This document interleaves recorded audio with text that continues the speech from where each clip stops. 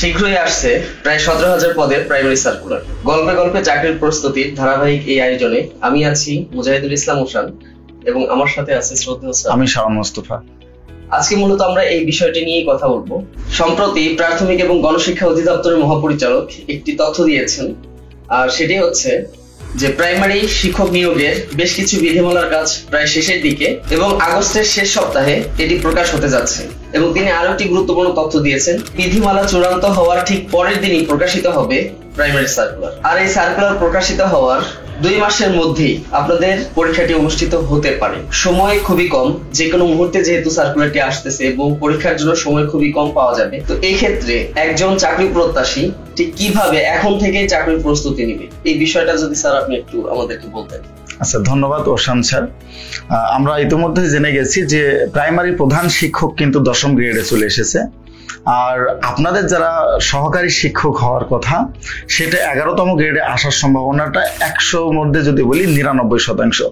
পাশাপাশি আপনারা সহকারী থেকে কিন্তু শিক্ষকে আসতেছেন, অর্থাৎ আমরা সচরাচর স্যার বলতেই পারি যে বিসিএস এর পরে সবচেয়ে যে আকর্ষণীয় চাকরি এটা কিন্তু প্রাইমারি চাকরিটা হতে যাচ্ছে। আর এই আকর্ষণীয় চাকরিটি 11তম গ্রেড হওয়ার কারণে অসংখ্য শিক্ষার্থী এই চাকরির জন্য কিন্তু প্রতিযোগিতা করবে। আর এই প্রতিযোগিতার বাজারে আপনাকে টিকে থাকতে গেলে অবশ্যই আপনার প্রস্তুতি শতভাগ নিশ্চিত করতে হবে। আর এক্ষেত্রে আশার বাণী হচ্ছে আপনাদের কারোই কোনো কোটা থাকছে না, ছেলে মেয়ে উভয় কিন্তু আপনারা একই লেভেলে পরীক্ষা দিতে পারছেন। পূর্বে আমরা যেটা দেখেছিলাম কোটার কারণে ছেলেরা এই চাকরির দিকে কিন্তু খুবই কম ঝুঁকেছেন, কিন্তু বর্তমান প্রেক্ষাপটে কোটা না থাকার কারণে 11তম গ্রেড যদি হয়ে যায়, সহকারী শিক্ষক থেকে যদি শিক্ষকে হয়ে যায়, তাহলে আশা করি আপনাদের জন্য বিসিএস এর পরে এই প্রাইমারি শিক্ষক পদটি হতে যাচ্ছে আপনার জন্য সবচেয়ে জনপ্রিয় চাকরি। স্যারের কাছ থেকে যে তথ্যটি আমরা পাইলাম সেই তথ্য অনুযায়ী যে প্রাইমারি সাধারণ শিক্ষক যারা ছিলেন বা সহকারী শিক্ষক তারা আগে নিয়োগ পেতেন 13তম গ্রেডে, এখন তারা চলে আসতেছেন 11তম গ্রেডে। পাশাপাশি স্যার আরেকটি তথ্য দিয়েছেন, সেটি হচ্ছে যে নতুন পে কমিশন গঠন হয়েছে।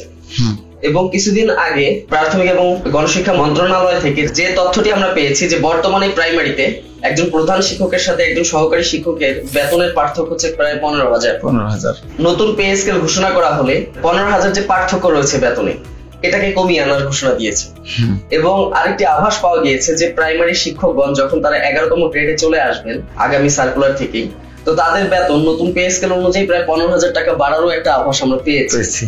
তো সেক্ষেত্রে অবশ্যই এই প্রাইমারি চাকরিটি আমি যেটা মনে করি যে স্যার যে কথাটি বলেছেন যে বিসিএস এর পর সব থেকে জনপ্রিয় একটি চাকরি হতে যাচ্ছে আসলে আমাদের এই প্রাইমারি চাকরি। তাহলে স্যার আপনি আমাদেরকে একটু ইনশিওর করবেন যে একজন সদ্য পাশ করা অনার্স শিক্ষার্থী বা সদ্য ডিগ্রি পাশ করা একজন শিক্ষার্থী কিভাবে তার এই প্রস্তুতিটা শুরু করবে ঠিক এখন থেকে? আচ্ছা, কিভাবে প্রস্তুতি শুরু করবে? প্রথমত আমাদের বুঝতে হবে যে প্রাইমারির জন্য সার্কুলারের ক্ষেত্রে আমরা যদি দেখি অন্যান্য পরীক্ষা থেকে সিলেবাসটা একটু ভিন্ন হয়, অর্থাৎ তাকে আগে সিলেবাসটা বুঝতে হবে। সিলেবাস বোঝার পরে কোন কোন টপিকসগুলো থেকে পরীক্ষায় প্রাইমারি প্রশ্ন আসে সেটাও জানতে হবে। যেহেতু এটা লিখিত আকারের পরীক্ষা, মানে এমসিকিউ ভিত্তিক লিখিত আকারের পরীক্ষা হবে, তার মানে আপনার কিন্তু ওই লিখিত পরীক্ষায় মার্কের উপর নির্ভর করে আপনার চাকরি নিশ্চিত করতে হবে। সো প্রস্তুতির ক্ষেত্রে আমার কাছে যেটা মনে হয় স্যার, যে নিজস্ব প্রস্তুতি তো থাকবেই, তার পাশাপাশি যদি অন্যান্য জায়গাগুলো থেকে বিশেষ করে কিছু গাইডলাইন নেওয়া যায় অথবা কিছু দিক নির্দেশনা নেওয়া যায়, সেক্ষেত্রে সে কিন্তু এগিয়ে থাকতেছে। আর হাতে যেহেতু সময় একেবারে কম, আপনার হয়তো বাড়িতে পড়ে মনে করতে পারেন যে পড়া শেষ হয়ে গেছে বা পড়া আমি নিজে শেষ করতে পারবো, পরে দেখবেন যে কোনো একটা সাবজেক্টে যদি আপনার কম জানা থাকে, ওই সাবজেক্টে আপনি মার্ক কম পেলে আপনার চাকরি কিন্তু ওই এত সুন্দর বা এত আকর্ষণীয় চাকরিটা কিন্তু আপনার নিশ্চিত হচ্ছে না। প্রস্তুতির ক্ষেত্রে অবশ্যই আপনার দিক নির্দেশনা দরকার আছে, পাশাপাশি এই দিক নির্দেশনা নিয়ে কিভাবে সুন্দরভাবে প্রস্তুতি নিতে পারবেন এবং আপনার স্বপ্নের চাকরিটি নিশ্চিত করতে পারবেন, এটাও কিন্তু আপনাকে ভাবতে হবে। আমি স্যারের সাথে একমত, তবে স্যারের সাথে আরেকটু কথা আমি যুক্ত করতে চাই, আর সেটি হচ্ছে যে যেহেতু সার্কুলার প্রকাশিত হতে যাচ্ছে খুব শীঘ্রই এবং সার্কুলার প্রকাশিত হওয়ার পরে পরীক্ষার যে মধ্যবর্তী যে সময়টি আছে এটা খুবই কম সময় থাকবে।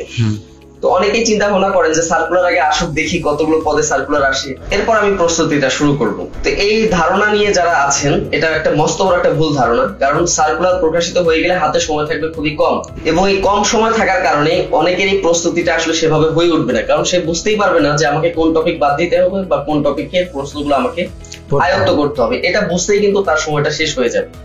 তো সেক্ষেত্রে আপনার জন্য সব থেকে সঠিক সিদ্ধান্ত এবং বুদ্ধিমানের একটি কাজ হচ্ছে যে ঠিক এই মুহূর্ত থেকে এই প্রাইমারি চাকরির জন্য আগাম প্রস্তুতি নিয়ে রাখা।